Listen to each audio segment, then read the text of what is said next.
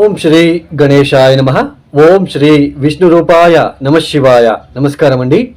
ఇక్కడ 2024 అక్టోబర్ మాసంలో ద్వాదశ రాశి వాళ్ళ మాస ఫలితాలు ఎలా ఉన్నాయో తెలుసుకుందాం. ఇక తదుపరి రాశి వృశ్చిక రాశి. ఈ వృశ్చిక రాశి వాళ్ళకి ఏ గ్రహాలు యోగిస్తున్నారు అని తెలుసుకున్నట్లయితే ముఖ్యంగా లాభస్థానంలో సంచారం చేయబోతున్న కేతు, సూర్యుడు కూడా అక్టోబర్ 17 వరకు మాత్రమే లాభస్థానంలో సంచారం, తదుపరి వ్యయస్థానానికి వచ్చేస్తాడు.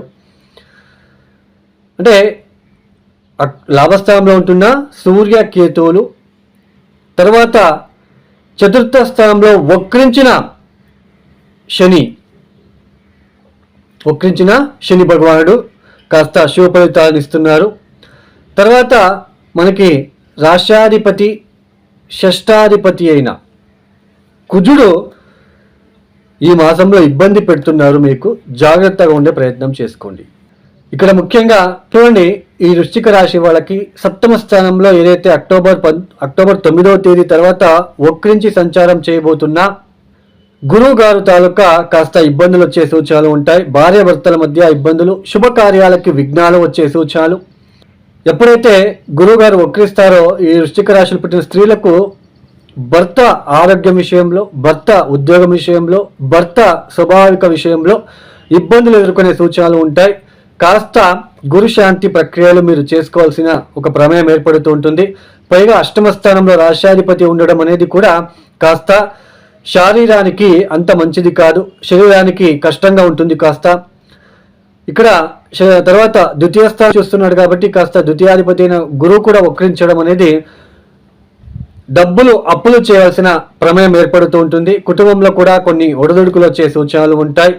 తెలియని ఒక విపరీతంగా ఒక పరాక్రమంగా, అంటే నాకు మించిన వాడు వ్యక్తి లేదు అన్నట్టుగా బిహేవ్ చేయడం కూడా మిమ్మల్ని ఇబ్బంది తెచ్చి పెట్టడానికి అవకాశాలు ఉంటాయి. తో కాస్త జాగ్రత్తగా ఉండే ప్రయత్నం చేయండి. తర్వాత కుజుడు అక్టోబర్ 20వ తేదీ తర్వాత నవమానికి వచ్చేస్తాడు, అంటే నీచ స్థానానికి రావడము. తర్వాత సప్తమాన్ని, అంటే ఇక్కడ తృతీయాన్ని సప్తమ దృష్టితో, చతుర్థాన్ని అష్టమ దృష్టితో చూడడం అనేది ఇంట్లో లేనిపోని తగాదాలు కావచ్చు, లేదా ఇక్కడ ముఖ్యంగా తల్లికి తండ్రికి ఆరోగ్య విషయంలో ఇబ్బందులు, వృత్తి విషయంలో ఇబ్బందులు.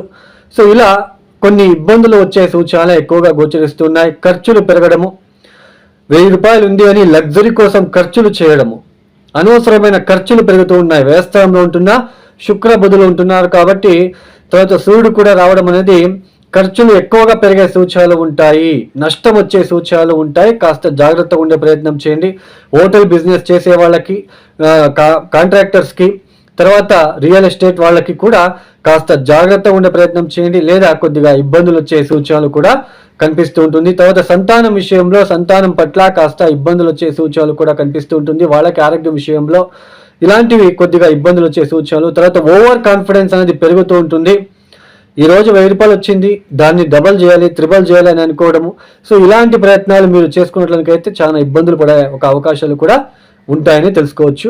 మొత్తంగా వృశ్చిక రాశి వాళ్ళకి పెద్దగా బాగాలేదు అండి. కొద్దిగా కాస్త కొంచెం కాలం అనేది కొద్దిగా ప్రతికూలంగా మారుతుంది కాబట్టి మనం ఇబ్బంది పడకుండా, మనం భయం పడకుండా మనము ముందుకు సాగే ప్రయత్నం చేసుకోవాలి. తర్వాత మీ లగ్నం చూసుకోండి, మీరు పుట్టిన జాతకం చూసుకోండి, దశాభుక్తి బాగున్నట్లయితే పెద్దగా ఇబ్బందులు అయితే కనిపించవు. అయితే ఇక్కడ ముఖ్యంగా మీరు చేసుకోవాల్సిన ఒక పరిహారాలు ఏంటి అంటే, వృశ్చిక రాశి వాళ్ళు తప్పనిసరిగా సుబ్రహ్మణ్య ఆరాధన, సుబ్రహ్మణ్య స్వామికి ప్రతిరోజు 11 ప్రదక్షిణలైన వేసుకోవడానికి ప్రయత్నం చేయండి. తర్వాత సుబ్రహ్మణ్య కరావళంబ స్తోత్ర పారాయణము, తర్వాత ప్రతిరోజు సిద్ధమంగళ స్తోత్ర పారాయణము తప్పనిసరిగా చేసుకోవడానికి ప్రయత్నం చేయండి.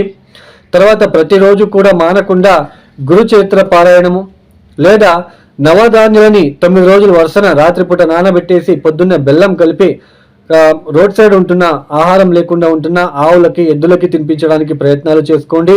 తర్వాత గురువులని గౌరవించుకోవడానికి ప్రయత్నం చేయండి. వాళ్ళకి కృతజ్ఞత భావం లాగా మీరు కొద్దిగా కృతజ్ఞత అర్పిస్తున్నట్లుగా మీరు కొద్దిగా వాళ్ళకి ఏదైనా సహకారాలు అందించడానికి ప్రయత్నాలు చేసుకోవడానికైతే, లేదా వృద్ధాశ్రమానికి వెళ్ళి వాళ్ళకి ఏదైనా సహాయ సహకారాలు అందించడానికి ప్రయత్నాలు చేసుకోవడానికైతే కాస్త రిలీఫ్ కనిపిస్తుంటుంది.